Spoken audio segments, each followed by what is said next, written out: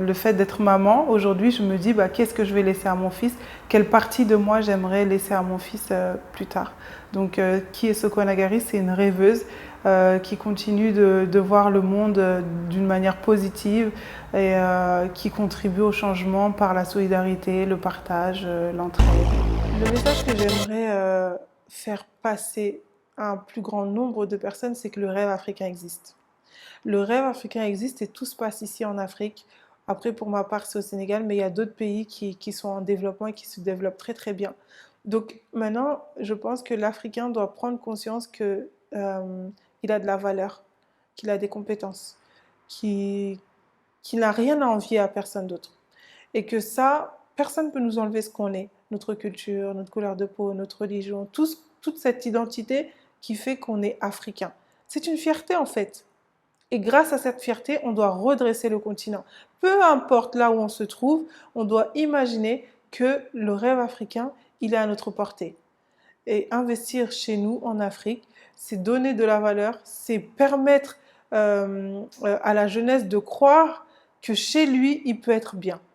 C'est rendre à la mère, à l'Afrique, ses enfants et arrêter de faire en sorte que ces terres soient utilisées pour nourrir d'autres enfants et que ces enfants la fuient totalement.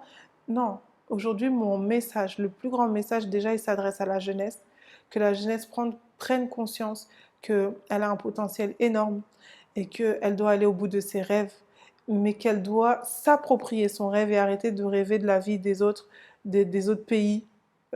Voilà, la misère, ok, oui, c'est peut-être plus dur en Afrique parce qu'on a le soleil, on a plein de choses. Je parle du soleil parce que moi, c'est le truc qui pour l'instant est dur, mais en réalité, euh, l'Afrique, c'est une telle richesse que partout où je pose mes yeux, je vois une opportunité.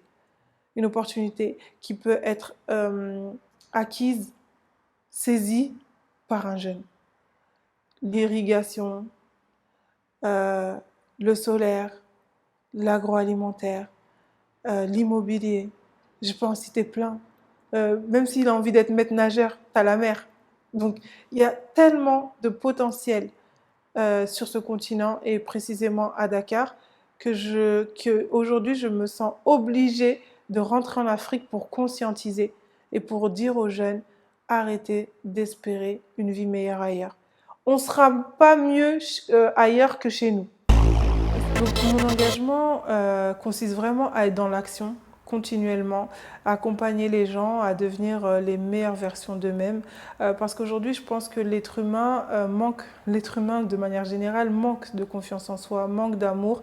Et moi, je suis là pour lui rappeler qu'en fait, on a été créé d'un amour inconditionnel. Alors pourquoi on se néglige? Pourquoi on se sent inférieur à d'autres? Pourquoi, enfin voilà, chaque personne pour moi est une lumière sur cette terre et doit venir apporter quelque chose à l'autre.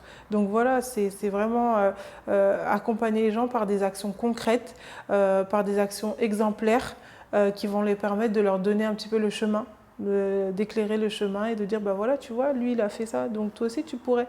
Ou sinon, même si tu fais pas comme lui, fais de ta manière.